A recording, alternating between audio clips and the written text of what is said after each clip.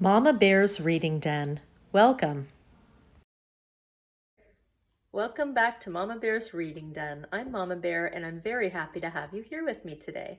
I have another Christmas story for you today, so I hope you will enjoy it. Who's That Knocking on Christmas Eve by Jan Brett, published by Scholastic. High above the Arctic Circle in the land of ice and snow, the northern lights shimmer in the night like a curtain of color hanging from the sky. The air is so crisp and clear in this northern place that one Christmas Eve long ago, a boy from Finnmark, on his way to Oslo with his ice bear, could see smoke curling up from a hut far in the distance. He was cold and hungry, so he headed toward it.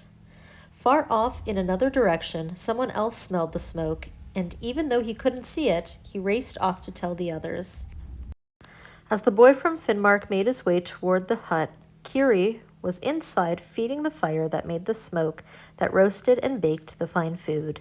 Delicious sausage and fish and tasty buns and cakes were all laid out. On a pine table, sweet porridge bubbled over the fire, and apple cider stayed cool on the windowsill. So why did Kiri jump at every creak in the sod roof? And why did she run to the window when an icicle fell in the snow? It was because in years past on Christmas Eve, trolls came when they smelled the delicious aromas coming from the hut. They would pound on the door until it burst open, and they wouldn't leave until they had eaten up every bit of the Christmas Eve meal.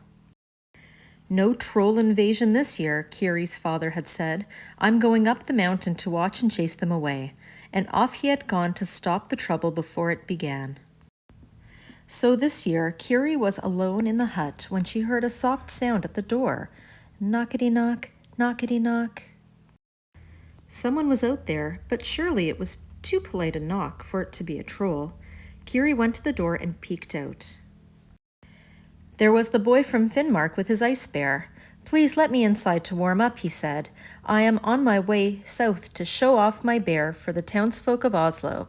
I've many frosty miles behind me and many more to go.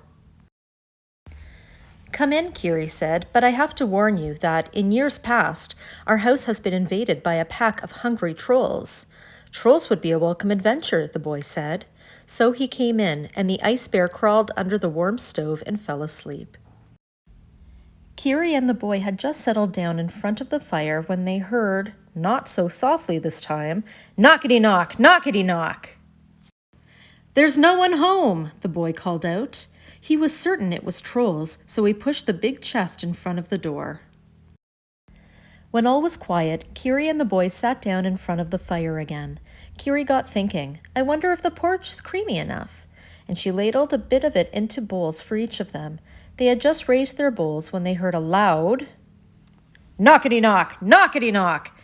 It was as if someone was pounding on the door with a big rock. No one at home, the boy from Finnmark shouted, and he ran to lock all the windows.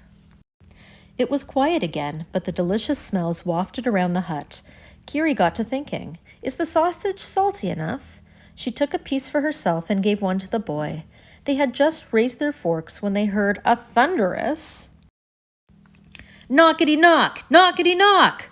The hut shook, and they heard a loud crack. It was the cellar trap door splintering open. Kiri and the boy ran into the animal shed and pulled the door shut, just as a torrent of noisy trolls burst up from the cellar. There were bat-eared trolls, there were bug-nosed trolls, and each troll was wilder and more raucous than the one before. They munched and grunted, shrieked and cackled, splashed the cider, and crammed themselves with Christmas cakes. Then, when they were through stuffing themselves, they tumbled about, pinching each other, stamping on one another's toes, and tweaking their long snouts, which is how trolls have a good time. But through the raucous and din, the littlest troll spied the ice bear under the stove. He took the hot morsel of sausage he had been roasting in the fire and screeched, Have a bit of sausage, kitty! And he poked the sleeping bear's nose with it. The ice bear leapt up with a tremendous roar, his nose burning terribly. Growling, he chased the little troll and all the big trolls around the table, up the walls, and out the windows. Scratch them, kitty! Kiri and the boy cheered as they watched the trolls scramble off through the ice and snow, howling. Up on the hill, Kiri's father heard the shouts, so he raced down on his skis. When he saw the trolls, Kiri's father could tell in an instant that they wanted to be as far away from the little hut as they could be. "Goodbye, trolls," he shouted as they disappeared up the mountain, and he skied home. "What a fine bear you have," he told the boy from Finnmark. "Thank you for scaring away those pesky trolls. You must come back next year for a real Christmas Eve feast on your way home from Oslo." And they all sat down for some porridge. A year later, Kiri was on the mountain gathering wood to make the fire to cook their dinner for Christmas Eve when the littlest troll popped out from behind a snowbank. "Missy," he called in a high, crackly voice, "do you still have that kitty that sleeps under the stove?" "Oh, yes," Kiri said, "only she has grown up into a big cat now, and she has 7 kittens, all larger and fiercer than herself."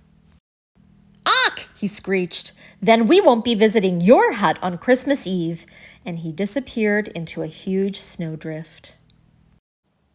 That was another fantastic story by the very talented Jan Brett. Her illustrations really make me feel like I'm in the story. I hope you enjoyed it. Who did you think was today's hero?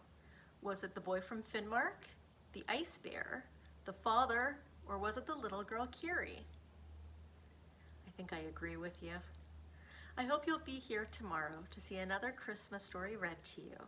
Don't forget to subscribe to my channel, Mama Bear's Reading Den, and I'll see you later.